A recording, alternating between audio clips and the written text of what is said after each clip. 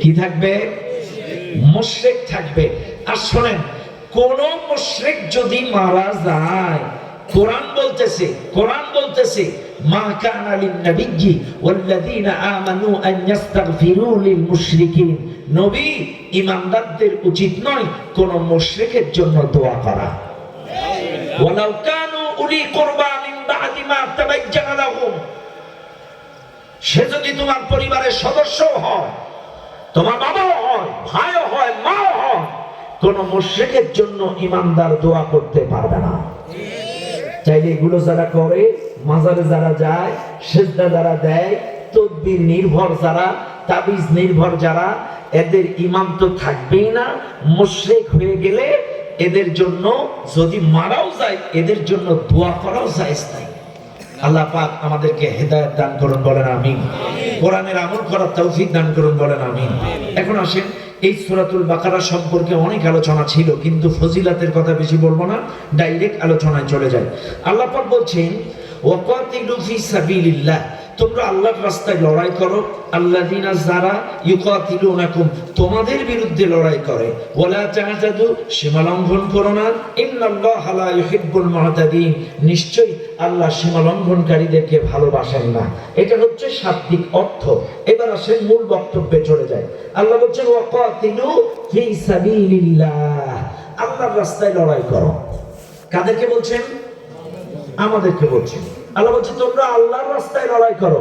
আচ্ছা, এই মাহফিলে যারা আছেন, আপনাদের প্রশ্ন আসতে পারে না আল্লাহর রাস্তা কোনটা? প্রশ্ন আসতে পারে আল্লাহর রাস্তা কোনটা? অনেকের কিন্তু বহু বছর বয়স হয়েছে, 60, 70, 80 বছর বয়স, কিন্তু আল্লাহর রাস্তা কোনটা এটা অনেকেই জানে না। রাগ করবেন না আমার কথায়, আমার কথাগুলো কিন্তু বোঝার চেষ্টা করবেন। আল্লাহর রাস্তা কোনটা, হকের রাস্তা কোনটা, সত্য রাস্তা কোনটা? ভাইরে, একটা তবাব আপনাদেরকে দিয়ে যাই।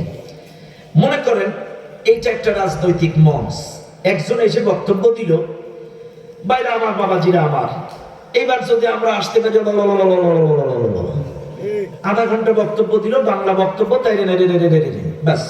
আর একজন আসলো, আলহামদুলিল্লাহ নাহমাদুহু ওয়া নুসাল্লি আলা রাসূলিল কারীম, আম্মা বা'দ, ইয়া আইয়ুহাল্লাযীনা আমানুত্তাকুল্লাহ حق تقاته ولا تموتن إلا وأنتم مسلمون وقال تعالى يا أيها الذين آمنوا ادخلوا في السلم كافة ولا تتبعوا خطوات الشيطان إنه لكم عدو مبين وقال تعالى إن الدين عند الله الإسلام। আরেকজন এসে আধা ঘন্টা বক্তব্য দিল, 10টা আয়াত, 5টা হাদিস। এবার বলেন তো, এই দুইটা বক্তব্যের মধ্যে সত্য কথা কারা বলল? কথা বলেন, কথা কি ক্লিয়ার?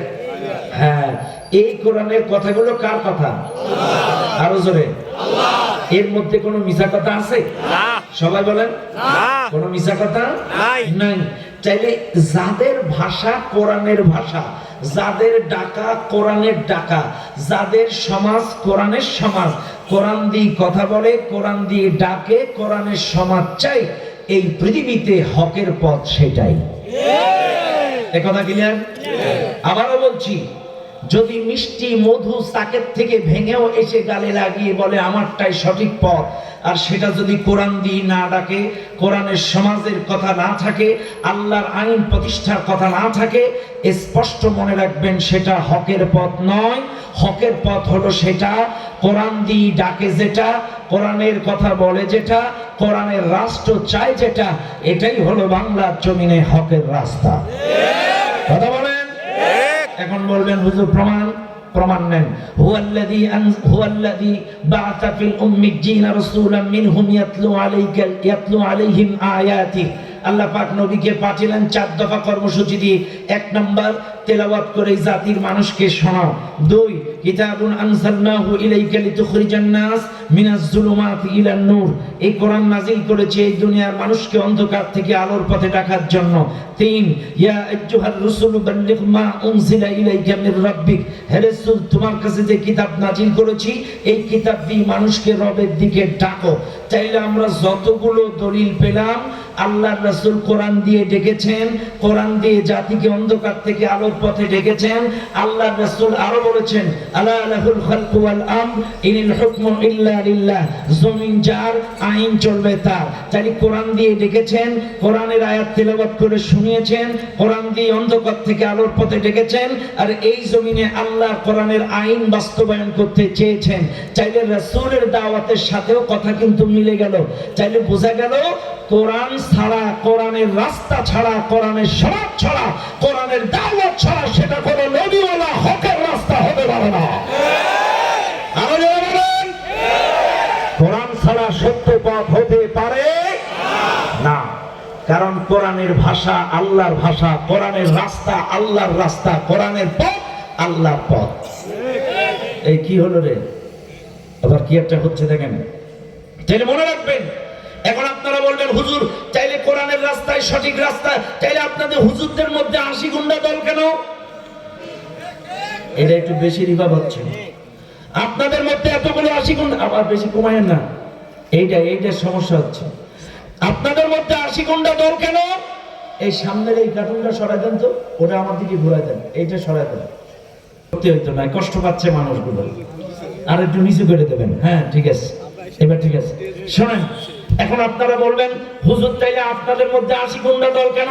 সবাই তো বলে সঠিক পথ আল্লাহর পথ, নবীর পথ, হকের পথ, তাইলে আপনাদের মধ্যে 80 গুন্ডা পথ কেন? এবার আসেন আমি একটু ধরাই দেই। এ ভাই আপনার নাম কি ভাই? আলমগীর। আপনার কটা শালা? একটাই। আচ্ছা, ওনার দিয়ে দিচ্ছি। মনে করেন ওনার একটাই শালা। কয়টা শালা? একটাই। সিঙ্গাপুরে ছিল 10 বছর, 10 বছর পরে দেশে আসছে, ওনার বাড়িতে বেড়াইতে আসছে।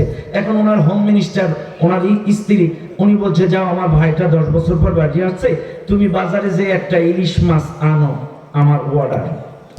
বাজারে গেছে, হালসা বাজারে যে দেখে 50 দোকানে মাছ। কয় দোকানে মাছ? 50 দোকানে মাছ, কিন্তু ইলিশ মাছ মাত্র এক দোকানে। কয় দোকানে মাছ? 50 দোকানে মাছ, কিন্তু ইলিশ মাছ মাত্র এক দোকানে। এখন হোম মিনিস্টারের অর্ডার, মাছ ইলিশ মাছই নিতে হবে।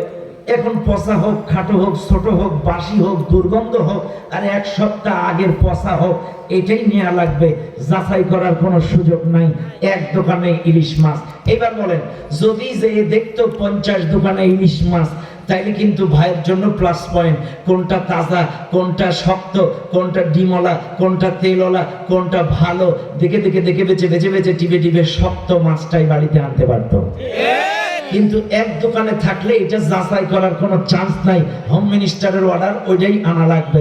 এখন আপনারা বলেন, যদি এক দোকানেই ইসলাম থাকতো তাহলে যাচাই করার কোনো সুযোগ ছিল না, মুসলিম হিসেবে ওইটাই মানা লাগতো। কিন্তু আজকের 80 গুন্ডা হুজুর ইসলামী দল করে, এটার মধ্যে প্লাস পয়েন্ট। আপনার আমার বিবেক আছে, মনুষ্যত্ব আছে, যাচাই করার চান্স আছে। দেখে বেছে কোনটা, কারা কোরআন দিয়ে ডাকে, কারা কোরআনের কথা বলে, কাদের ভাষা কোরআনের ভাষা, কারা দারসুল কোরআন শোনায়, কারা দারসুল হাদিস শোনায়, কারা এই সমাজে কোরআনের রাষ্ট্র প্রতিষ্ঠা করতে চায়। আপনি দেখে বেছে ওই কোরআনের দলটাই গ্রহণ করে নেন।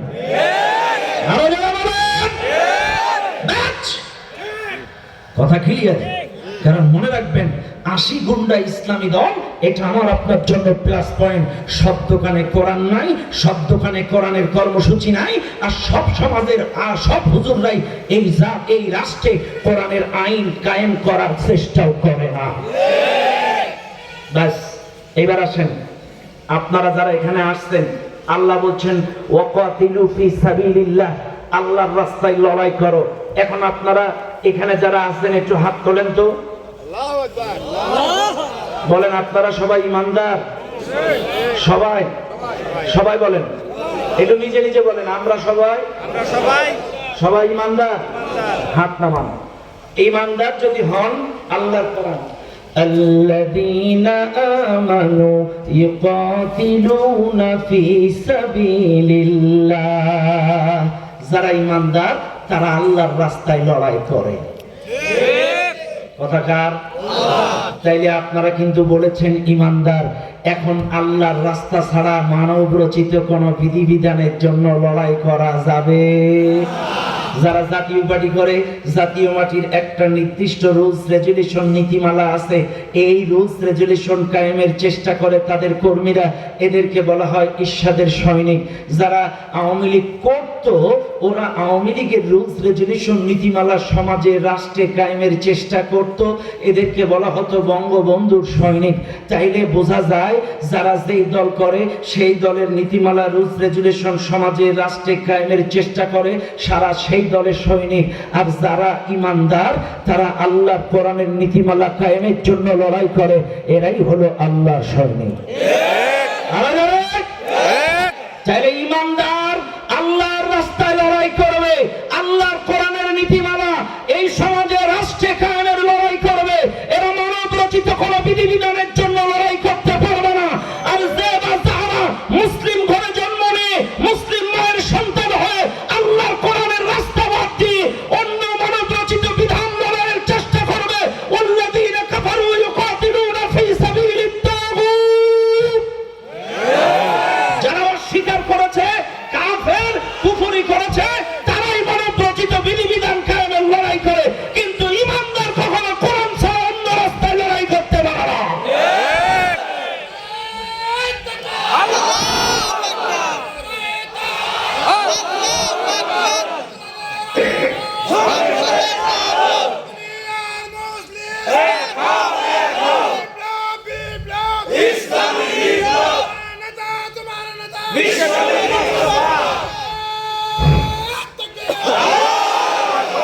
তাইলে কিন্তু আমি আবারও বলেছি, আগেও বলেছি, দলিল দিয়ে বলেছি, ইমানের বীজ যদি আপনার ভেতরে থাকে, আল্লাহর সংবিধান, আল্লাহর কোরআন কায়েমের জন্যই লড়াই করা লাগবে।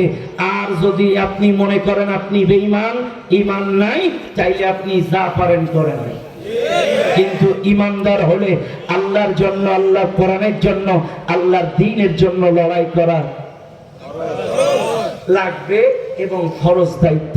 এখন আসেন, অনেকে মনে করে শুধু নামাজ পড়াটাই ফরজ, নামাজ পড়াটাই দিন, অনেকে মনে করে রোজা করাটাই দিন, অনেকে মনে করে হজ করাটাই দিন, অনেকে মনে করে এটাই দিন। আচ্ছা ভাই, আচ্ছা আপনাদের কাছে আমার প্রশ্ন, নামাজ পড়াটাই যদি শুধু দিন হবে, তা আবু জাহেল তো নামাজ পড়তো, রাগ করবেন না কিন্তু। ওমা কানা সালাতিহিম ইনদাল বাইতি ইল্লা মুকাআ ওয়া তাসবিহ। কোরআন, আবু জাহেল নামাজ পড়তো, তবে আমরা নামাজ পড়ি আল্লাহর রাসূলের দেখানো তরিকায়, এবং আবু জাহেল নামাজ পড়তো ব্যক্তিগত তরিকায়। আবু জাহেল কাবার ধার দিয়ে ঘুরতো, হাততালি মারতো, তুড়ি মারতো, শীষ বাজাইতো, গান গাইতো, এটাই ছিল ওর নামাজ। চাইলে ওর ভাষায়, ওর শরিয়াতে ও নামাজ পড়ছে। আচ্ছা, আব্দুল্লাহ ইবনে উবাইও তো নামাজ পড়ছে, আমাদের স্বামী উসমান তো 72 রাকাত করে পড়ছে। তাহলে আপনারাই বলেন, শামীম কাকু 72 রাকাত নামাজ পড়লো, ওর জীবনে কায়েম হয়েছে দিন নাকি নারায়ণগঞ্জে কায়েম হয়েছে? না, হয়নি, কোন জায়গায় হয়নি। আচ্ছা, আবেদ আলী কাকু তো 5 ওয়াক্ত নামাজ পড়তো কপালের দাগ, তাহলে ও তো 50 লাখ করে নিলে কেন? এটাই যদি দিন হবে, আর দিন ও তো 5 ওয়াক্ত নামাজ পড়ে, তাহলে দিন বোঝার পরেও কেন 50 করে মারলো? তাহলে বোঝা গেল এটা পূর্ণাঙ্গ দিন না। আসেন, এবার আসেন আমাদের ম্যাডামের দিকে। ম্যাডামও নামাজ পড়তো, তাহাজ্জুদ পড়তো, কোরআন দিয়ে দিন শুরু করতো। 16 বছরের দিন কায়েম হয়েছে? হয়েছে? জবাব দিলাম। এই তো কয়দিন আগে এই জায়গায়, এই নাটোরে মারামারি হলো 2 গ্রুপে। আল্লাহু আলাম, আমি কাউকে ছোট করছি না, এরা তো নামাজিরাই মারামারি করছে, নাকি বেনামাজিরা? বাইতুল মুকাররমে জুতা চালাচালি করছে, নামাজি না বেনামাজি? আবার ফেসবুকে দেখছি 15 তারিখে একটা সংঘাত লাগবে, এরা কি নামাজি না বেনামাজি? নামাজিরা দিন বুঝার পরও কেন মারামারি করবে? প্রশ্ন বুঝেন? তাহলে বোঝা গেল শুধু নামাজটাই দিন নয়, এটা আপনাদের ভুল। এটা একটি ফরজ ইবাদত, একটা বড় আমল, কিন্তু এটাকে যারা পূর্ণাঙ্গ দিন ভাবে, এটা ভুল। আনুগত্য করাটা দিন, ইসলামী জীবন ব্যবস্থাটা দিন, রাষ্ট্রীয় আইনটা দিন। আজকে দেশের মানুষ নামাজটাকে দিন মনে করে, রোজাটাকে দিন মনে করে, হজটাকে দিন মনে করে, অথচ রাষ্ট্র পরিবর্তন করতে হবে আইনের মাধ্যমে।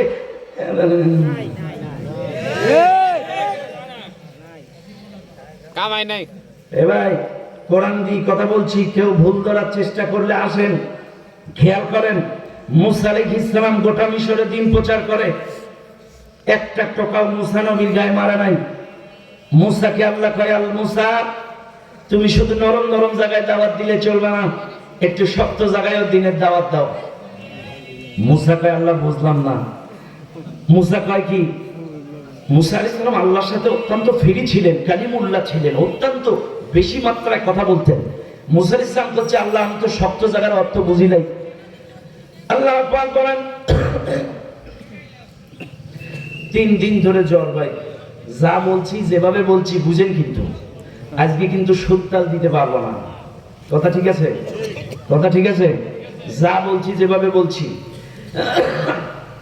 একটু আগেও গ্যাস দিয়ে আসছি, খেয়াল করেন। আল্লাহ পাক বলেন, মুসা রে, শুধু নরম নরম জায়গায় দিন প্রচার করলে চলবে না, একটু শক্ত জায়গায় দিনের দাওয়াত দাও। মুসা আলাইহিস সালাম বলে, আল্লাহ শক্ত জায়গার অর্থ কি বুঝলাম না। আল্লাহ পাক বলে, মুসা তুমি একটু ফিরাউনের সংসদেও দিনের দাওয়াত দাও। মুসা আলাইহিস সালাম দেরি করলেন না, ফিরাউনের রাজ দরবারের সংসদে চলে গেলেন। ফিরাউনের রাজ দরবারের সংসদ অধিবেশন চলছে, উপস্থিত সংসদ সদস্যরা রাজি, সবাই হাজির, ফিরাউনও হাজির। মুসা আলাইহিস সালাম জি ডাক দিয়ে বলে, রে ফিরাউন, সমস্ত মতাদর্শ ছেড়ে দাও, লা ইলাহা ইল্লাল্লাহ, আল্লাহ ছাড়া আইনদাতা নাই, বিধানদাতা নাই, এই কালেমাটা মেনে নাও।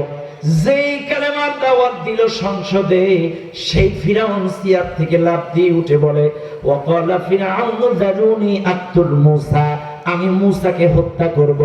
রাজ দরবারের সংসদ সদস্যরা ফিরাউনকে ডেকে বলে, ফিরাউন তুমি মুসাকে হত্যা করবা কেন? ফিরাউন বলছে, ইন্নী আখাফু, আমার ভয় হয়, আইয়ুবাদদিলা দীনাকুম আও আইয়ুযহিরা ফিল আরদিল ফাসাদ, মুসা দেশব্যাপী ফাসাদ সৃষ্টি করে, আমার আইন পরিবর্তন করে, আমার রচিত সংবিধান পরিবর্তন করে আল্লাহর আইন কায়েম করতে পারে, এই জন্য আমি মুসাকে হত্যা করে দেব।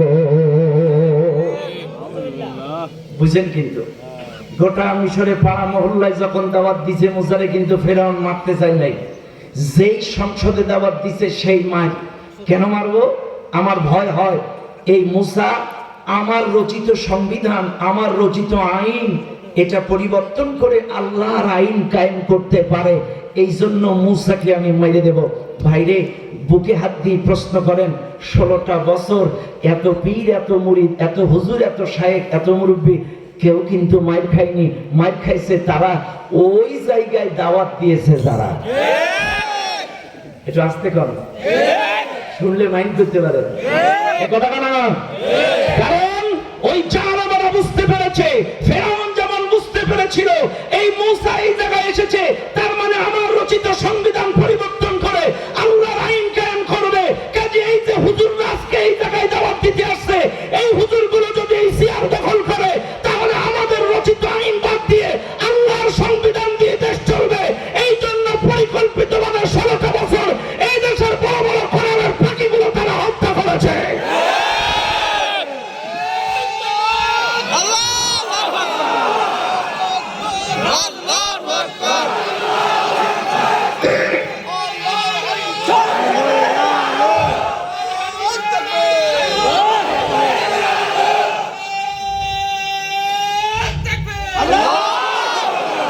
বেয়াদবি মাফ করবেন, আমাদের চরমনায় পীর সাহেব হুজুর আমাদের সম্মানিত মুরব্বী, একজন হক্কানি পীর। গোটা আন্দোলনে যার অনেক ভূমিকা ছিল, দোয়া করি তার জন্য।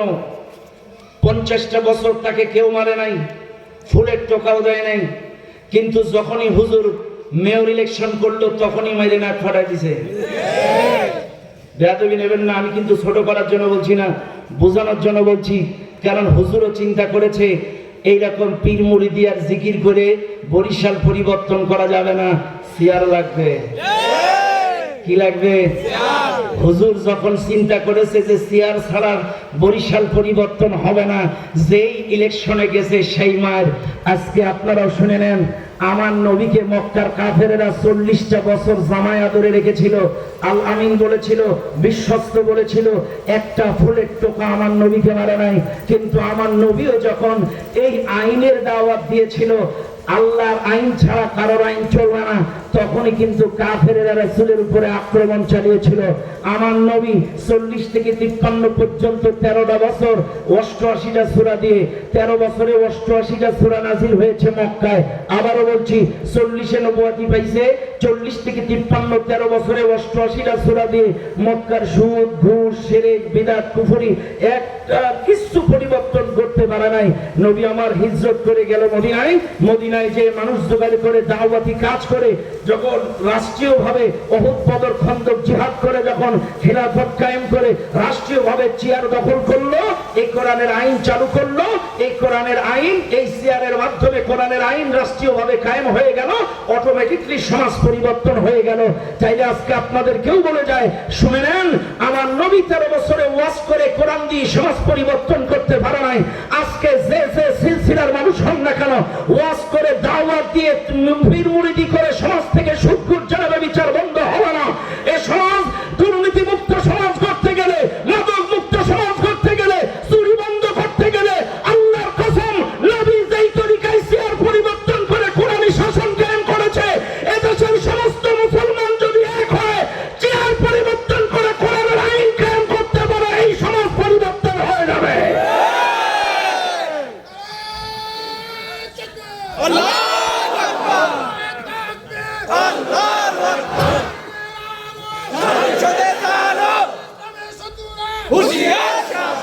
তাহলে বোঝা গেল, চেয়ার ছাড়া সমাজ পরিবর্তন হয় না, রাষ্ট্রীয় আইন ছাড়া সমাজ পরিবর্তন হয় না।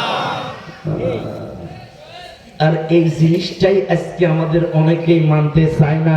কারণ ফেরাউন মূসাকে মারতে চাইলো কেন? ওর আইন পরিবর্তন করে আল্লাহর আইন কায়েম করবে। তাহলে বুঝবেন, আজকের এই হুজুরদের বিরোধিতা করে কারা? ওদের ভয় আছে মানব রচিত সংবিধান আইন পরিবর্তন করে এই হুজুররা আল্লাহর আইন কায়েম করতে পারে। কথা কানা কেন? তাহলে এটাও দিন, এই রাষ্ট্রীয় আইনটাও দিন। আজকে আমার দেশের মানুষের সুরত আছে কিন্তু সিরাত নাই। রাগ করবেন না, দাড়ি ঠিক আছে, টুপি ঠিক আছে, পাঞ্জাবি ঠিক আছে, এটা সুরত, কিন্তু সিরাত কি? সিরাতুন নবী, ইহদিনাস সিরাতাল মুস্তাকিম, রাস্তা, সঠিক রাস্তা, কোরআনের রাস্তা, নবীর রাস্তা। তাহলে যে নবীরা যেই রাস্তায় গিয়ে মার খাইলো, দাঁত ভাঙলো, রক্ত ঝরালো, শিয়াবে আবি তালিবের জেলখানায় গেল, এই নবী উহুদ, বদর, খন্দক যুদ্ধ করে যেই রাস্তায় তিনি চেয়ার পরিবর্তন করে কোরআন কায়েম করলো, এই একই রাস্তায় যদি আপনারা চেয়ার পরিবর্তন না করেন, সৎ শাসক এবং আল্লাহর আইন যতদিন কায়েম না হবে, সমাজ পরিবর্তন হবে না। আল্লাহর আইন চাই, সৎ লোকের। এ কথা আমরা কেন বলি? এটা কি ব্যক্তিগত স্লোগান? দলীয় স্লোগান? কারোর বানানো স্লোগান? কার কথা? আল্লাহর জমিনে আল্লাহর আইন চলবে, এটা কি দলীয় কোন স্লোগান? আচ্ছা আসেন, কি নাম বলেন আপনার? আলমগীর ভাই। আগে একটা মারছি, ওনারে দিয়ে আবার একটা মারছি। হ্যাঁ, আলমগীর ভাই এই কাছাকাছি আসে। আমার সাব্বির কইলে তুমি ফাঁকিবাজ, তখন একটা পাকা দিয়ে মাঝে মাঝে বাতাস দিও না। ফ্যান দিলে সমস্যা, এমনি কাশি লাগছে, মাঝে মাঝে দিবা, মাঝে মাঝে দিবা। মনে করেন আমার আলমগীর ভাই এই নাটোর শহরে একটা 5তলা বিল্ডিং আছে। কয়তলা? সবাই বলেন কয়তলা? 5তলা বিল্ডিং আছে আলমগীর ভাই। এখন আমি যদি আলমগীর ভাইকে বলি, আলমগীর ভাই, আমি আপনাদের মাহফিলের প্রধান বক্তা, আপনাকে বলছি এই বাড়ির সমস্ত সদস্য সহ আপনি, আপনার বউ, আপনার বাচ্চা, আপনার মা, আপনার বাবা, সমস্ত মানুষগুলো আমার কথায় উঠবেন, আমার কথায় বসবেন, এই বাড়ি আমার মাতব বাড়ি চলবে, অন্য কারোরটা চলতে পারবে না।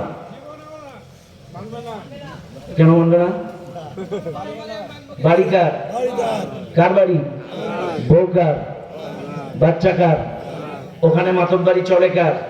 এখন আমি যদি জোর করে চালাইতে যাই, উনি কি আমাদের ছেড়ে দেবে না? কি করবে? নাকের বাউন্ডারি ছাড়াবে না? বাস। এবার আসেন, এখন উনি যদি আমার সাতক্ষীরায় যেয়ে বলে হুজুর আপনি আমাদের মাহফিলে গেছিলেন, আদর যত্ন করছিলাম, আজকে থেকে আপনার বাড়ি আমার আইন চলবে, আমি মেনে নেব না। কেন মানবো না? হ্যাঁ বুঝেন, কিন্তু বাড়ি যার আইন চলে, কথা ক্লিয়ার? তাহলে বুঝবেন, ওনার বাড়িতে যদি আমার আইন না চলে, আমার বাড়িতে যদি ওনার আইন না চলে, তাহলে এই জমিন আল্লাহর, আসমান আল্লাহর, আপনাকে আমাকে সৃষ্টি করেছে আল্লাহ, এই জমিনে আল্লাহর আইন ব্যতীত অন্য কারোর আইন চলতে পারে না।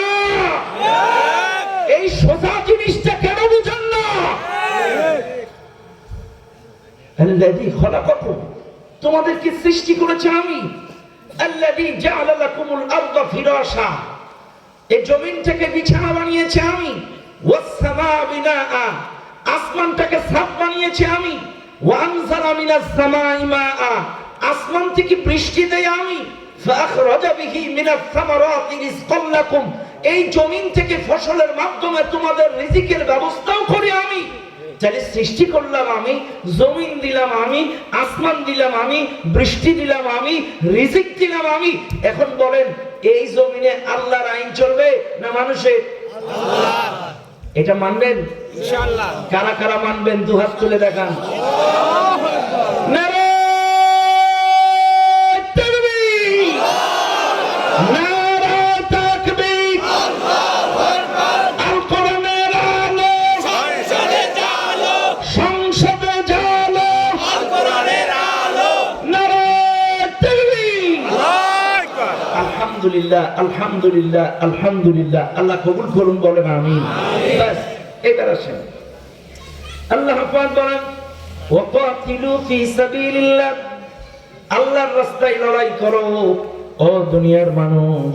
আল্লাহ বলছেন আল্লাযীনা যারা ইউকাতিলুনাকুম, তোমাদের বিরুদ্ধে লড়াই করে। আল্লাহর রাস্তায় তাদের বিরুদ্ধে লড়াই করো যারা তোমাদের বিরুদ্ধে লড়াই করে।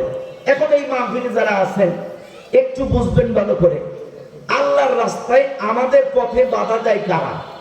আল্লাহর রাস্তায় আমাদের পথে বাধা বন্ধকতা সৃষ্টি করে কারা? এদের সাথে আমাদের লড়াই করতে বলেছে। খেয়াল করেন।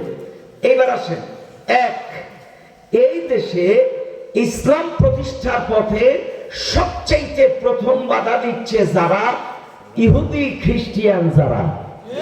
তারা বলেন ইহুদি খ্রিস্টিয়ান যারা, এরাই যুগে যুগে দিন প্রতিষ্ঠার পথে, হকের পথে, সত্যের পথে বাধা সৃষ্টি করেছে। কিভাবে সৃষ্টি করেছে একটু দেখায় দিই। ইরাকের দিকে তাকান। ইরাকে যখন ইসলামের গণজোয়ার বয়ে যাচ্ছিল, তখন কিন্তু এই ইরাকে ইহুদি খ্রিস্টিয়ানের বাচ্চারা জঙ্গিবাদের নাম করে বোমা মেরে তছনছ করে দিয়ে সাদ্দামকে ধরে পরিকল্পিতভাবে হত্যা করলো। আচ্ছা, আফগানিস্তানের দিকে তাকান। পেছনের সময়, এখন না, যখন আফগানিস্তানে ইসলামের গণজোয়ার বয়ে যাচ্ছে, তখনও তারা এই আফগানিস্তানে জঙ্গিবাদের নাম করে নাটকীয় কায়দায় পরিকল্পিতভাবে উসামা বিন লাদেনকে হত্যা করলো। আচ্ছা, এবার আসেন ফিলিস্তিনের দিকে। ফিলিস্তিনে যখন ইসলামের গণজোয়ার বয়ে যাচ্ছে, তখন ওরা পরিকল্পিতভাবে, এখনো পর্যন্ত ওই ইসরায়েলের বাচ্চারা, এখনো ইসরায়েলের বাচ্চারা এই ফিলিস্তিনের উপরে নির্মম ভাবে বোমা মেরে যাচ্ছে, মানুষ হত্যা করছে। কেন? এই দেশের মুসলিমদেরকে মাথা চাড়া দিয়ে উঠতে দেওয়া যাবে না। এবার বাদ দিলাম বিদেশ, এবার আসেন বাংলাদেশের দিকে। এই বাংলাদেশে যখন মুসলমানেরা মাথা চাড়া দিয়ে উঠছিল, এরা যখন গণজোয়ার বয়ে যাচ্ছিল, গ্রামে গ্রামে, মহল্লায় মহল্লায়, মাদ্রাসা, মসজিদ, এই দেশে যখন ইসলামের গণজোয়ার বইছে, তখনও কিন্তু এই ইহুদি খ্রিস্টিয়ান কাফের বেঈমান ইহুদিরা, এরাও কিন্তু এই বাংলাদেশে জঙ্গি জঙ্গি নাটক করে 16টা বছর তাদের ভূষর এই খুনি হাসিনাকে ক্ষমতায় বসিয়ে রেখেছিল। কথা বলেন না? এই কথা পৃথিবীতে এই ইহুদি খ্রিস্টিয়ান যারা এই বাংলাদেশে, মৌলবীরা যারা মাথা চাড়া দিয়ে উঠতে না পারে, আলেম ওলামারা যাতে ক্ষমতায় আসতে না পারে, এই দেশে যাতে ইসলামী আইন কায়েম না হয়, এই জন্য এই ইহুদি খ্রিস্টিয়ানরা এই ধূসরকে, এই জালেমকে ক্ষমতায় রেখে জঙ্গি জঙ্গি নাটক সাজিয়েছে 16টা বছর। জঙ্গি জঙ্গি নাটক করে আমির হামজাকে জেলখানায় ঢুকিয়েছে, জঙ্গি জঙ্গি জঙ্গি নাটক করে মুফতি হারুন ইজারকে জেলখানায় ঢুকিয়েছে, জঙ্গি নাটক করে আমির জামাতের ছেলেকে চিটাগং থেকে জেলখানায় ঢুকিয়েছে, এই জঙ্গিবাদের নাটক করে বড় বড় আলেম ওলামাদেরকে হত্যা করেছে। আজকের এই জঙ্গিবাদের নাটক করে বাংলাদেশ থেকে 16টা বছর চুষে খেয়েছে এই জালেম সরকারেরা। মনে রাখবেন, এটা ইহুদি খ্রিস্টানদের চাল ছিল। কারণ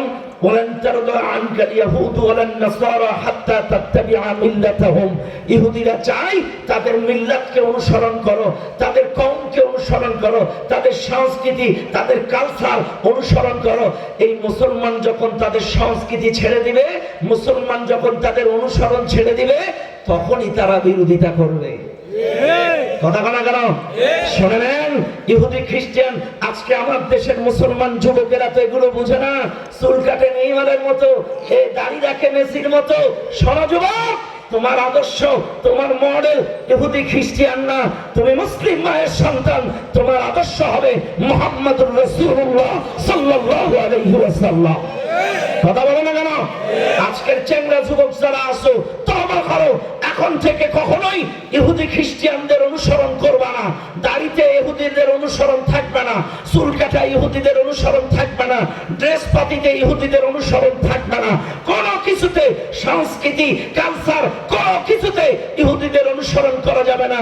আমাদের মডেল, আমাদের আদর্শ বিশ্বনবী। চিৎকার মেরে বলেন ঠিক না বেঠিক?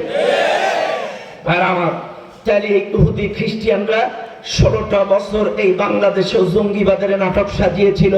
এর মধ্যে এই নাটকের শুটিং করেছিল যে মিডিয়া, সেটা হলো প্রথম আলো পত্রিকা। কথা কেন কেন? এই প্রথম আলো পত্রিকা জঙ্গি নাটকের শুটগুলো তুলেছিল, আর এগুলোই দাদাদের কাছে পাঠাই দিত। এই জঙ্গি দমন করিতে ম্যাডাম ছাড়া কেউ পারিবে না। এই জন্যই কিন্তু ম্যাডামকে ওরাই বসিয়ে রেখেছিল মামুদের ধূসর হিসেবে। এই জন্য মনে রাখবেন, ইহুদি খ্রিস্টানরাই যুগে যুগে আমাদের ক্ষতি করেছে, ইসলাম প্রতিষ্ঠার পথে সবচাইতে বেশি বাধা দিয়েছে। ও দুনিয়ার মানুষ, 2 নাম্বার, এই দেশে ইসলাম প্রতিষ্ঠার পথে বাধা দেয় কারা? নামধারী, টুপিধারী, পাঞ্জাবিধারী, লেবাসধারী মুসলমান মুনাফিক যারা। এখন বলবেন হুজুর চিনায় দেন। নাফাকুন শব্দের অর্থ হলো সুড়ঙ্গ পথ, একদিক দিয়ে ঢুকে আর এক দিক দিয়ে বেরোয়। এক কথায় বাহ্যিক রকম এক সিয়ারা, ভেতরে আর এক সিয়ারা। সকালবেলায় ইয়াসিন ওয়াল কুরআনিল হাকীম ইন্নাকা লামিনাল মুরসালিন। সন্ধ্যাবেলায় ইযা ওয়াকাতিল ওয়াকিয়া লাইসা লিওয়াকাতিহা কাযিবা খাফিদাতুন রাফিআ। রাতের বেলায় তাবারাকাল্লাযী বিয়াদিহিল মুলক। আচ্ছা, তাই সকালবেলায় কোরআন শুরু, সন্ধ্যাবেলায় কোরআন, রাতের বেলায় কোরআন। যেই মানুষটা কোরআন দিয়ে দিন শুরু, কোরআন দিয়ে দিন শেষ, কোরআন দিয়ে রাত শেষ, এই একই ব্যক্তি এই সমাজে কোরআনের শাসন কায়েম হোক। এইরকম দুমুখী চরিত্র আছে না নাই? করে নেই? আছে।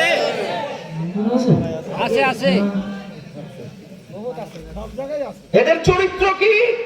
এদের চরিত্র হলো এরা আনুষ্ঠানিক ইসলাম পছন্দ করে, কিন্তু প্রাতিষ্ঠানিক ইসলাম পছন্দ করে না। কিরকম? হজের আয়োজন আনুষ্ঠানিক ভাবে হয়, এটার ব্যাপারে ওদের দ্বিমত নেই। নামাজের আয়োজন আনুষ্ঠানিক ভাবে হয়, এটার ব্যাপারে ওদের দ্বিমত নেই। কিন্তু রাষ্ট্রীয় ভাবে কোরআনের আইন কায়েম হোক, প্রতিষ্ঠা হোক, যুগ জামানা যেমনি যায় তেমনি ছাতা ধরো। আমরা নিঃস্বার্থ আমার দরকার করেছি কি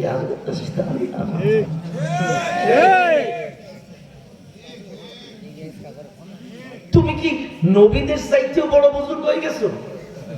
রব্বি আদখিলনি মুদখালা সিদকি ওয়া আখরিজনি মুখরাজা সিদকি ওয়াজআলনি মিন লাদুনকা সুলতানান নাসীরা।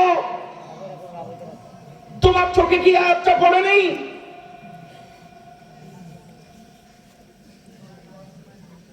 আশ্চর্য হয়ে যাবে।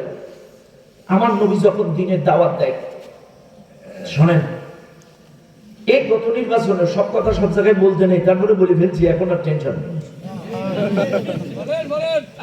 আগে বুঝলেন, কোন মাহফিল থেকে যাওয়ার আগে পোস্টার পকেটে ঢুকাতাম আগে, কারণ রাস্তায় জিজ্ঞাসা করতে আরে এখন আর পোস্টার টোস্টার লাগে না। আশ্চর্য, কি আতঙ্কের মধ্যে থাকতাম আমরা। একটা মাহফিলের আয়োজন করতে গেলে 6 মাস ধরে প্রসেসিং করা লেগেছে। এমপি, মেম্বার, চেয়ারম্যান, নেতা, গোতা, টিএসপি, এসপি, ওসি, এরপরে যদি পাম অয়েল মার্কা বক্তা হয় তো পারমিশন পাইলো, আর যদি সরিষার তেল ঝাঁজ মার্কা হয় তাইলে নাই। কিন্তু আলহামদুলিল্লাহ এখন যে সময় এসেছে, সকালবেলায় নিয়ত করে সন্ধ্যাবেলায় মাহফিল।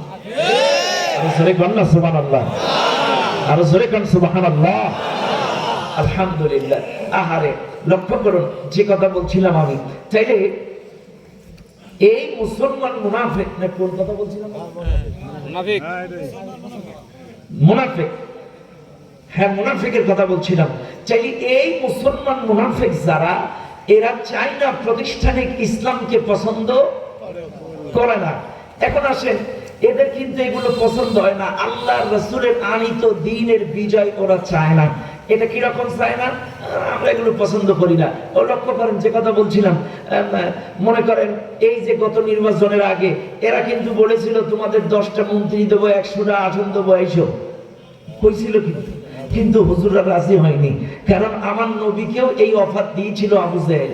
শোনেন, আমার নবীকেও একই অফার আবু জেহেল দিয়েছিল। আবু জেহেল বলেছিল, এ মোহাম্মদ তুমি কি বাড়ি চাও? না। নারী চাও? না। গাড়ি চাও? না। সম্পত্তি চাও? না। তুমি কি দারুন নাদওয়ার এই প্রেসিডেন্টের চেয়ারটা চাও? কয় না। আসলে কি রাসূল চেয়ার চাইনি? চাইছিল কাফেরদের কাছে না, কার কাছে? আল্লাহর কাছে। আল্লাহর কাছে। কারণ রাসূল চেয়ার যদি কাফেরদের কাছ থেকে নেবে, নবী চেয়ার নিয়ে হরবেটা কি? কারণ নবী নাই প্রেসিডেন্টের চেয়ারটা নিল, সংসদ সদস্য 300 তো সব ওরাই। কথা না, চেয়ারটা নবী, কিন্তু 300 সংসদ সদস্য তো সব ওরাই। সংসদে হুজুর বললে আস-সারিকু ওয়াস-সারিকাতু, চোর চুরি করলে চোরের হাত কেটে দাও, এই আইন বাস্তবায়ন করা হোক। প্রস্তাব পেশ করলাম মাননীয় স্পিকার। স্পিকার বলবে এই হাত কাটার আইনের পক্ষে কারা আছেন? হ্যাঁ বলুন, হ্যাঁ বলুন, হ্যাঁ বলুন। এইবার বলবে এই হাত কাটার বিপক্ষে কারা আছেন? না বলুন, না, না বলুন, না, না বলুন, না। স্পিকার বলবে এই না জয়যুক্ত, না জয়যুক্ত, না জয়যুক্ত, মুহাম্মদের হাত কাটার আইন বাতিল করা হলো। এই জন্য রাসূল কিন্তু ওদের কাছে চেয়ারটা নেইনি, আইনি করো নাকি ভাই, কাজে ওরাও কিন্তু চাইছিল করবো কি, সংসদ সদস্য তো ওরাই, কাজে সব আইন বাতিল হয়ে যাবে। এই জন্য এদের আন্ডারে চেয়ার নেইনি। চেয়ার চাইতে হবে কার কাছে? আরো জোরে বলেন কার? শোনেন আজকের এই মাহফিলের জনগণ, গত 5 তারিখে যেটা হয়েছে এটা গণ অভ্যুত্থান, এটা ইসলামী বিপ্লব না। ইসলামী বিপ্লব হবে তখন এদেশের আলিয়া, কওমিয়া, হানাফি, আহলে হাদিস সকল মানুষগুলো এক হয়ে যদি ইসলামের পক্ষে সমর্থন করে, আল্লাহওয়ালা, নবীওয়ালা, কোরআনওয়ালাদেরকে সমর্থন করা যায়, আগামীতে কোরআনের শাসন যদি বাংলা সংসদে কায়েম হয়, এটাই হবে বাংলাদেশের ইসলামী বিপ্লব। আমার লক্ষ্য করেন, এই মুনাফিক চিনবেন কি করে? দলিল, ইয়া আইয়ুহাল্লাযীনা আমানু খুযু হিজরাকুম ফানফিরু সুবাতিন আও ইনফিরু জামিআ।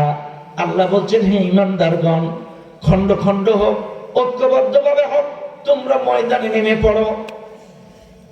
এইবার আল্লাহ বলেন, তোমরা লক্ষ্য করবা, ওয়া ইন্না মিনকুম লামাল্লা ইউবাত্তিআন্না, তোমাদের মধ্যে কিছু মুনাফিক মার্কা লোক আছে, এরা নামবে না, গড়িমসি গড়িমসি করবে, যাবে না।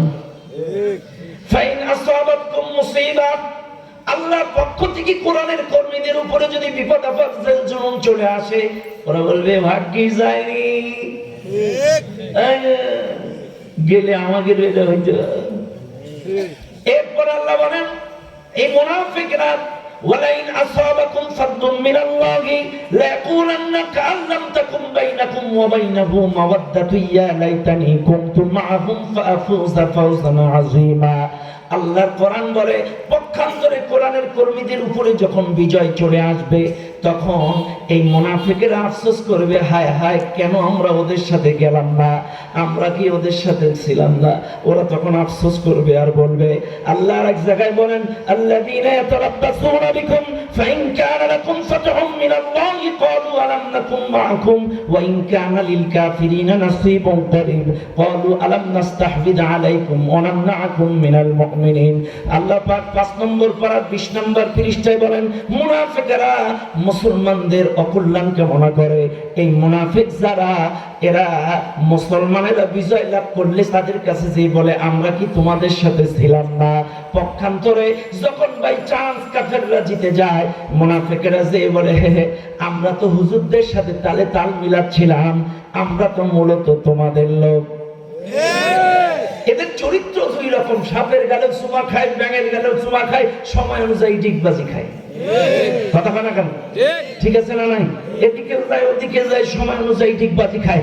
রাগ করবেন না, এই মাহফিলে যারা আছেন আপনারা ভালো করে দেখবেন, সারা বছর ওর বাড়ি তালা, ঘরে তালা, সিঁড়ি ঘরের তালা, পাঁচিলে তালা, মুরগির কোটায় তালা, বাথরুমে তালা, আর নির্বাচনের আগের রাতে সারা রাত দরজা খুলে রাখে। এদিন আর ও চোরের ভয় নেই, এদিন খালি মনে করে কে কোন দলের লোক হাতিয়া নিয়ে আসবে। কথা বলে না? কথা ঠিক। সারা বছর কিন্তু তালা খোলে না, আর নির্বাচনের আগের রাতে সব খুলে থুয়ে দেয়। কেডা কোন হাদিয়া তো উপর নিয়ে আসবে, তালা সারাটা রাত খোলা থাকে। এ ভাই আপনারা বলেন তো, এই জায়গায় 1 কাঠা জমির দাম কত? 1 লাখ 5 লাখ। কত কত? হ্যাঁ 5 লাখ হবে তো। 1 লাখ। আচ্ছা, নাটোরে 1 কাঠার দাম কত? 5 লাখ 50 লাখ। আচ্ছা, রাজধানী ঢাকায় 1 কাঠার দাম কত? 50 কোটি 2 কোটি। আচ্ছা বলেন তো, জান্নাতের 1 কাঠার দাম কত হবে? হবে না, হিসাব আছে না। এবার আপনারা বলেন, নামাজ বেহেশতের চাবি। যেই নামাজি একটা লুঙ্গি, একটা শাড়ি 500 টাকা, 1 কাপ লাল চাই নির্বাচনের আগে বিক্রি হয়, ওই নামাজি তো ওই জান্নাতের জমি পাবে না। হবে না? কেন? এই তো আপনারা বুঝছেন, যে ইমান, যে নামাজি 500 টাকা একটা শাড়িতে বিক্রি হয়, ওই নামাজের জন্য আমার আল্লাহর ওই জান্নাতের জামি জমি বরাদ্দ হবে না।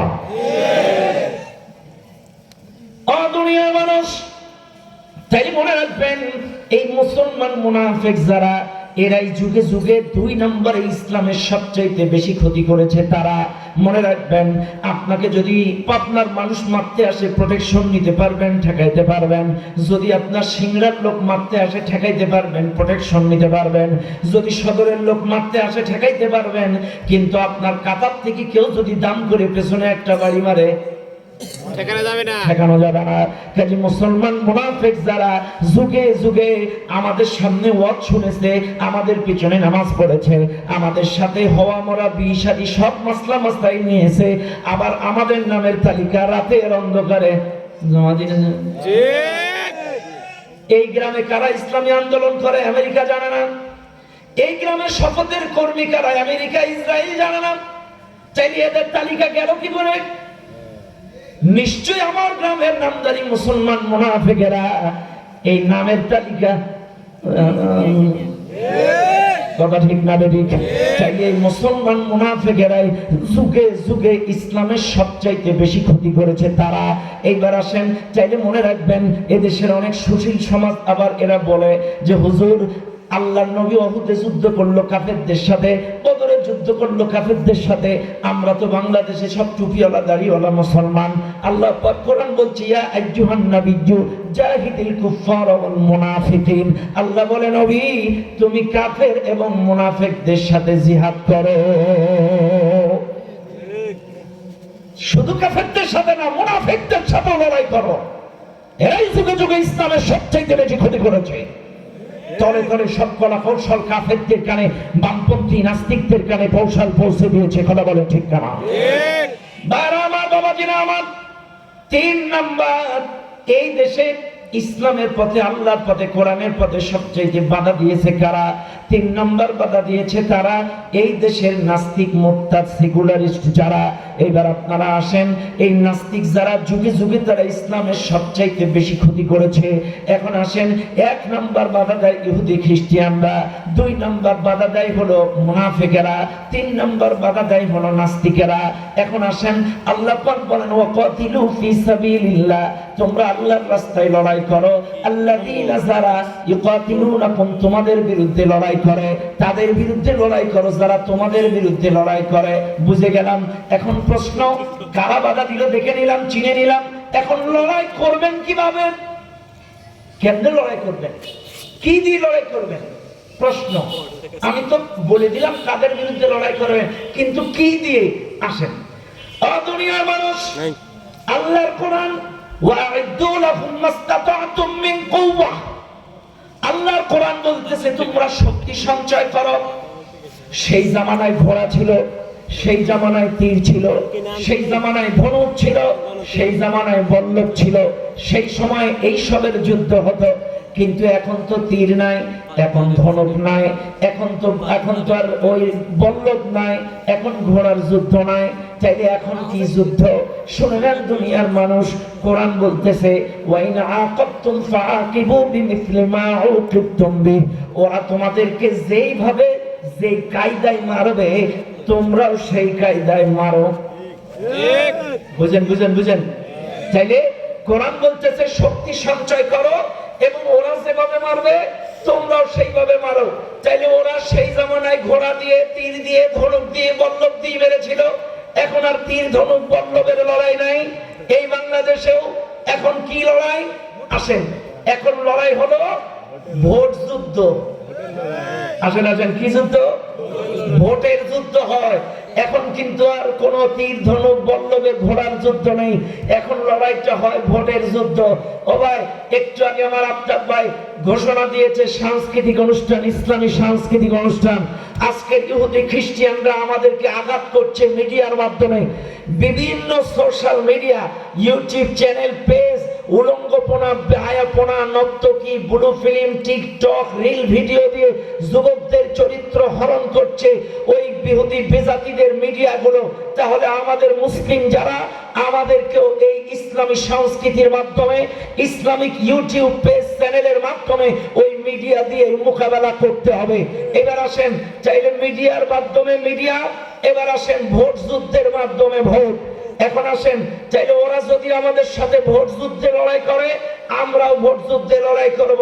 কিভাবে লড়াই করব? এবার শুনে নেন, মান তাশাব্বাহা বিকওমিন ফাহুয়া মিনহুম, যার সাথে যার মহব্বত তার সাথে তার কিয়ামত। এবার আসেন, আপনারা যারা আছেন মনে করেন আমি আপনাদের মসজিদের ইমাম, কি বলেন? সবাই বলেন ইমাম। এই মসজিদের ইমাম আমি এখন নামাজ পড়াবো, আপনারা আমার সাথে নামাজ পড়বেন, মনে থাকবে তো? হ্যাঁ, ঠিক আছে, সবাই অ্যাক্টিভ। আল্লাহু আকবার। আলহামদুলিল্লাহি রাব্বিল আলামিন, মালিকি ইয়াউমিদ্দিন, ইয়্যাকা না'বুদু ওয়া ইয়্যাকা নাস্তাঈন, ইহদিনাস সিরাতাল মুস্তাকিম, সিরাতাল লাযীনা আন'আমতা আলাইহিম, গায়রিল মাগদুবি আলাইহিম ওয়ালাদ-দাল্লিন।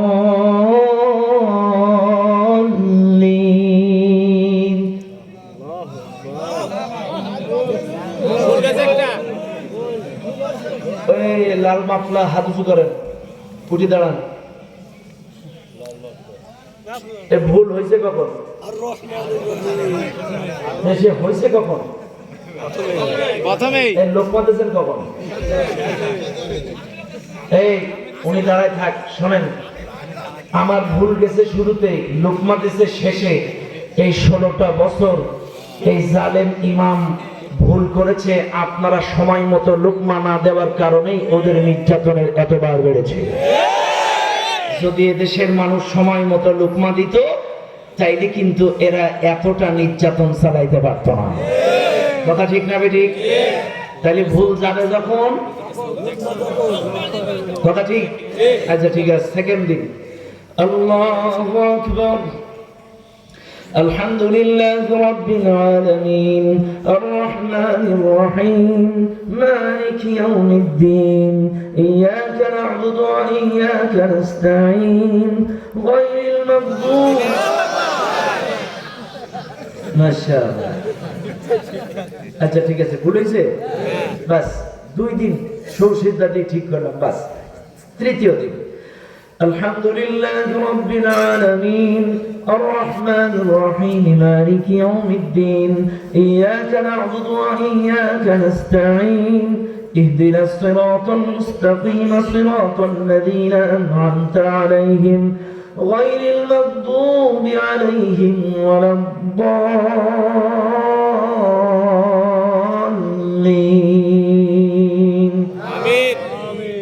قل هو الله أحد لم يلد ولم يولد বলেছে বাস আলহামদুলিল্লাহ তাহলে আমি একদিন ভুল করলাম দুই দিন ভুল করলাম তিন দিন ভুল আমার চাকরি কি চতুর্থ দিন আর থাকবে না সবাই বলেন না বাস চাকরি শেষ পরের দিন পত্রিকায় সার্কুলার আগামী জুমায় নতুন ইমাম নিয়োগ দেওয়া হবে সাব্বির হোসেন বেলালি মাসুদুর রহমান সমস্ত ইমামেরা এসলো ইন্টারভিউতে যোগ দিবে বলে এই চাকরিতে অ্যাটেন্ড করবে বলে ইন্টারভিউ বোর্ডে সভাপতি মসজিদের কেশিয়ার মসজিদের সেক্রেটারি সবাই আছে এখন ইমাম যে আসলো এর দাড়ি দেখলো এর টুপি দেখলো এর নখ দেখলো এর তেলাওয়াত দেখলো ও হাফেজ কিনা ও মাওলানা কিনা ওর বিয়ে করেছে কিনা আর ও যে মসজিদে ছিল সেখানেও ফোন দিয়ে তার চারিত্রিক বৈশিষ্ট্যের খোঁজ নিলেন আচ্ছা ভাই ৫,০০০ টাকার ইমাম নিয়োগ দিতে গিয়ে যদি বউ দেখেন চরিত্র দেখেন নখ দেখেন দাড়ি দেখেন টুপি দেখেন চাইলে এই রাষ্ট্রের ইমাম যখন নিয়োগ দেবেন তখনও কি একটু চরিত্র নীতি নৈতিকতা দেখার দরকার আছে না নাই আবার জোরে বলেন চাইলে এই রাষ্ট্রের ইমামগুলো নিয়োগ দেওয়ার সময় চরিত্র দেখে বউ দেখে নীতি দেখে নৈতিকতা দেখে আল্লাহওয়ালা দেখে কারা নিয়োগ দেবেন একটু দুহাত তুলে দেখেন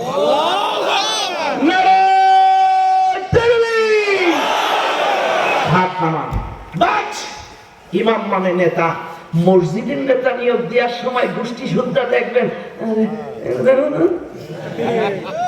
কথা ঠিক কিনা বলেন ভাই এটা আমার বানানো কথা না আমি একটি কথা অনর্থক অযৌক্তিক বলি না কোরআন বলছে ইয়াউমা নাদউ কুল্লা উনাসিন বিইমামিহিম ফামান উতিয়া কিতাবাহু বিয়ামিনিহি ফাউলাইকা ইয়াকরাউনা কিতাবাহুম ওয়া লা ইউজলামুনা ফাতিলা কোরআন বলছে সূরা বনী ইসরাঈল স্মরণ করো ওই দিনের যেই দিন প্রত্যেকটা দলের নেতা সহ ডাক দেওয়া হবে হ্যাঁ নেতা সহ কর্মীকে ডাক দিবে কিয়ামতে দাঁড়াবে আল্লাহ বলবে ইকরাউনা কিতাবাম কিতাবটা ওর হাতে তুলে দিবে আল্লাহ বলবে ইকরা কিতাবা পড়ো তোমার আমলনামা পড়ো কাফা বিনাফসিকা আল-ইয়াওমা আলাইকা হাসিবা তোমার আমলনামা পড়ার জন্য তুমি যথেষ্ট পড়ো এবার কর্মী আমলনামা পড়বে এর ধর এর বাড়ি ছড়া এর আগুন জ্বালা এর নামে মিথ্যা মামলা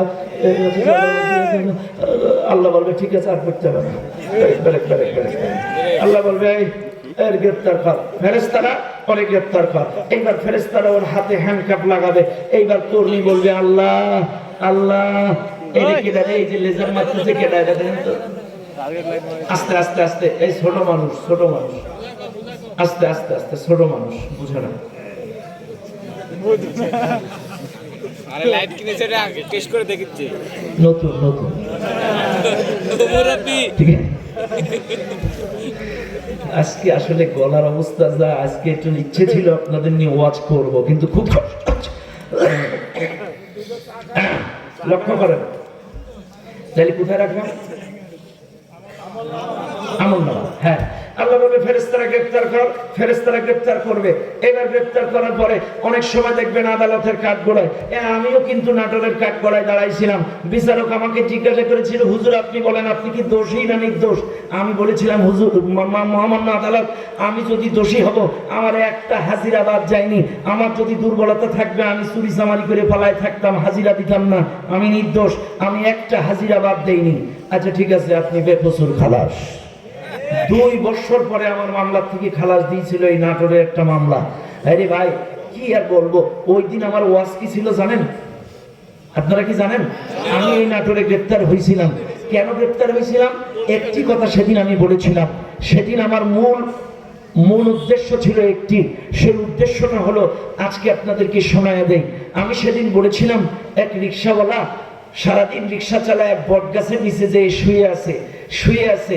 এই রিক্সাওয়ালা খুব ক্লান্ত। এখন বট গাছের ডালের ফাঁক দিয়ে একটা রৌদ্রের ফোকাস তার মুখে পড়েছে। এখন এই ফোকাসটা মুখে পড়ছে, ঠিক মতো ঘুমাইতে পারে না, একবার এদিক যায় একবার ওদিক যায় একবার এদিক যায়, ঠিক মতো ঘুমাইতে পারে না। এখন ওই গাছে একটা কবুতর ছিল, কবুতরটা ডানা বিছাই দিছে, আল্লাহর বান্দা তুমি সূর্যের ফোকাসের কারণে ঘুমাইতে পারছো না, আমি তোমার ঘুমানোর ব্যবস্থা করে দিচ্ছি, তুমি নিশ্চিন্তে ঘুমাও, যতক্ষণ ঘুমাবা আমি সূর্যের আলো চেক দিচ্ছি। এটা কি ভালো না খারাপ? ভালো। ব্যাস, ওই গাছে একটা কাক ছিল, এই কাক কারোর ভালো চায় না। কাক ঠিক ওই লোকটা সোজাসুজিকে 50 গ্রাম ছটাৎ করে ছেড়ে দিছে, ওই পায়খানাটা এসে লোকের নাকে পড়ছে। এখন কাকের একটা স্বভাব, যে জায়গায় পায়খানা করে ওই জায়গায় আর থাকে না, ও উড়ে চলে যায়। এখন কাক পায়খানা করে দিয়ে চলে গেছে, কিন্তু কবুতর তো বেঈমান না, কবুতর কিন্তু হাত উঁচু করে খাড়ায় আছে। এখন এই রিক্সাওয়ালা তাকায় দেখে, কবুতর তুই পায়খানা করলি, খাড়া একটা আদলাই তুলে দাম করে মেরে দিছে। এই কবুতরের বুকের মধ্যে লেগে গেছে, কবুতরটা নিচের মধ্যে পড়ে ছটফট করে রক্তর করে রক্ত ঝরে মারা গেল। ভাইরা, অপরাধ, খুন, গুম, ধর্ষণ, দুর্নীতি করছে কারা আর মরছে সোনার পাখিরা? বলেছিলাম অপরাধ করে কারা, দুর্নীতি করে কারা, আর মরছে এই কোরআনের পাখি সাইদিনী জামিরা। আমি এই কথাটা সেদিন বলেছিলাম, অপরাধ করছে কারা, এই কাকের দল, আর মরছে এই নিরপরাধ কবুতরের দল। এই কথাটাই কোট করে আমাকে সেদিন স্টেজে গ্রেপ্তার করা হয়েছিল। ও মুসলমানেরা, এই কথাটাই আমি সেদিন নাটোরের ওই মাঠে এই কথাটাই বলেছিলাম। আল্লাহর কি ইচ্ছা, আল্লাহর কি ইচ্ছা, আমি জানি না কোনো ভালো আমল করেছি কিনা, কিন্তু ওই দিন আমার গায়ে যে বা যারা হাত দিছিল তার মধ্যে একটার কোরাস ফায়ার দিছিল দিনাজপুর ঘোড়াঘাটে র্যাবে, একটারে কোরাস ফায়ার দিছিল, সেটা আমার গায়ে হাত দিছিল, আর একটা তো পালাতো। এইরকম আর একজনের বাবা ওই পরের দিনই স্ট্রোক করে মারা গেছিল। এসব আমার ফোন আসছিল, এরকম ফোন করে যে হুজুর তার বাবা মারা গেছে, আপনি বদদোয়া করেছেন নাকি? ইস্তাগফিরুল্লাহ, আমি এই দোয়া করিনি। আর একজনের ঘোড়াঘাটে দিনাজপুরে র্যাবে কোরাস ফায়ার দিছিল। আল্লাহু আলাম, আমি পীর সাহেব না পীর দাবিও করি না। আমার যশোর জেলায় একবার এক নেতা আমার মাহফিলে এরকম অপমান করে, সেদিন এরকম আমাকে বলেছিল তোরে ইয়াবাদি ধরায় দেব, চোখের পানি ফেলে বলেছিলাম আল্লাহ তোমার ভালো করবে না। এক সপ্তাহের মাথায় এমন কায়দায় অ্যাক্সিডেন্ট করছে, ঝুড়িতে করে কুড়ায় নিয়ে আসছে। এই জন্য মাজলুমের বদদোয়া আর আল্লাহর মধ্যে কোনো পর্দা থাকে না।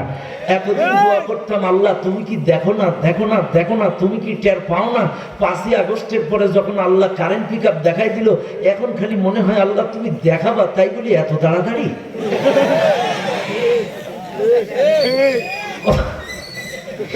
আল্লাহরে বলি আল্লাহ তুমি দেখাবা, তাই বলি এত তাড়াতাড়ি?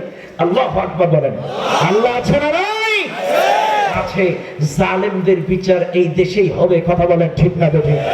তালিকা করে করে তোমরা আমাদেরকে মামলা দিয়েছো, তালিকা করে করে আমাদেরকে হামলা দিয়েছো, তালিকা করে করে চাঁদাবাজি করেছো, তালিকা করে করে আমাদের বাড়ি ঘরগুলো তোমরা বুলডোজার দিয়ে ভেঙেছো, আমাদের ব্যবসা প্রতিষ্ঠানগুলো দখল করেছো। আমরাও তোমাদের নামে তালিকা করবো, তোমাদেরকে হামলা মামলা দেওয়ার জন্য না, তোমাদেরকেও তালিকা করে কোরআনের দাওয়াত দেবো ইনশাআল্লাহ। কথা বলেন ঠিক না বেঠিক? ফিরে এসো কোরআনের ছায়াতলে, কিচ্ছু বলবো না, নাইলে সুদে আসলে শোধ করে নেবে ইনশাআল্লাহ।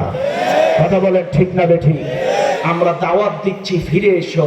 ফামান তাবা মিন বা'দি যুলমিহি ওয়া আসলাহা ফাইন্নাল্লাহা ইয়াতুবু আলাইহি ইন্নাল্লাহা গফুরুর রহিম। যদি জালেমেরা তওবা করে ফিরে আসে, মাফ করে দিবেন কে? আল্লাহ। আর জোরে বলেন কে? আল্লাহ। ফিরে এসো, দাওয়াত দিচ্ছি। যদি না আসো, এখনো ঘাট তেরামি করো, হুজুর দেখেছো, হুজুরদের তেজ দেখো নাই। কথা বলেন ঠিক না বেঠিক? বারা আমার লক্ষ্য করেন, যে কথা বলছিলাম, তাইলে কিয়ামতে এই আদালতে যে কথা বলছিলাম, আমি আদালতে, মহামান্য আদালতের সামনে কিছু কথা বলার সুযোগ পাইছিলাম। তো কিয়ামতের দিন যখন কর্মীদের পাকড়াও করবে, কর্মীরা বলবে আল্লাহ আমার একটু কথা আছে। কি? আল্লাহ وقالوا ربنا إنا أطعنا سادتنا وكبراءنا فأضلونا السبيل। আমরা তো দুনিয়ায় আমাদের নেতাদের আনুগত্য করেছিলাম, বড়দের আনুগত্য করেছিলাম, ওরা যা বলেছে তাই করেছি, ওরা বলেছে এরে ধর ওরে মার এই কর সেই কর, আমরা তাই করেছি। আজকে আমাদের একা ধরলে চলবে না। রব্বানা আতিহিম দুইফাইনি মিনাল আযাবি ওয়া আনহুম লা'নান কাবীরা, ওদেরকেও ধরো, দ্বিগুণ আযাবে পাকড়াও করো। সেদিন এই কর্মীরা আল্লাহর কাছে নালিশ করবেন নেতাদের নামে। এবার আসেন, এটা তো কিয়ামতের দৃশ্য বললাম, এবার আসেন বাংলাদেশের দৃশ্য একটু কোরআনের সাথে মিলাই দেয়। এই আনিসুল কাকুকে যখন গ্রেপ্তার করলো, তখন কিন্তু ওই আনিসুল কাকু বলেছিল মুরব্বী তো ওই কি কইছিল, আমারে একা ধরলে চলবে না, আমি তো সাধারণ সদস্য, উনি নির্বাহী সদস্য, আদেশগুলো দিত ওরাই। কথা কানা, তাই আনিস একা যায়নি, নেতারেও নিয়ে গেছে। কথা কানা, আমাদের এই ভালো ছেলেটা পলক কাকু, এরে বললো তুই নেট বন্ধ করলি কেন, এগুলো উপরের আদেশ। কিসের আদেশ? চাইলে সামান্য পুলিশের দুটো রিমান্ডের বাড়ি খেয়ে যদি বলে উপরের আদেশ, চাইলে শোনেন কিয়ামতের দিনও বলবে আল্লাহ এগুলো আমাদের কাজ না, এই নেতারা যা বলেছে তাই করেছি। কাজী একা ধরলে চলবে না, ওদেরকেও ধরো। কাজী বলি সৎসঙ্গে স্বর্গবাস, অসৎসঙ্গে সর্বনাশ। যদি কোরআনওয়ালা আল্লাহওয়ালা ইসলামী আন্দোলনের নেতাদের সাথে থাকো, 2 দিন সফরে থাকো, আযান দিলে মসজিদে নিয়ে যাবে, দারসুল কোরআন শোনাবে, দারসুল হাদিস শোনাবে। আবার যদি 2 দিন ওই সকল তোমাকে পতিতালয়ে নিয়ে যাবে, আবাসিকে নিয়ে যাবে, পার্কে নিয়ে যাবে, গার্ডেনে নিয়ে যাবে। সৎসঙ্গে স্বর্গবাস, অসৎসঙ্গে সর্বনাশ। যার সাথে যার মোহাব্বত, তার সাথে তার কিয়ামত। এবার আপনারা সবাই আমার সাথে স্লোগান দেন, কোরআন আছে যেখানে আমরা আছি সেখানে, কোরআন নাই যেখানে আমরা নাই সেখানে, নারে তাকবীর। বাস আস্তাগফিরুল্লাহ আল্লাযী লা ইলাহা ইল্লা হুয়াল হাইয়ুল কাইয়্যুম ওয়া আতুবু ইলাইহি। اللهم صل على محمد وعلى آل محمد كما صليت على إبراهيم وعلى آل إبراهيم إنك حميد مجيد.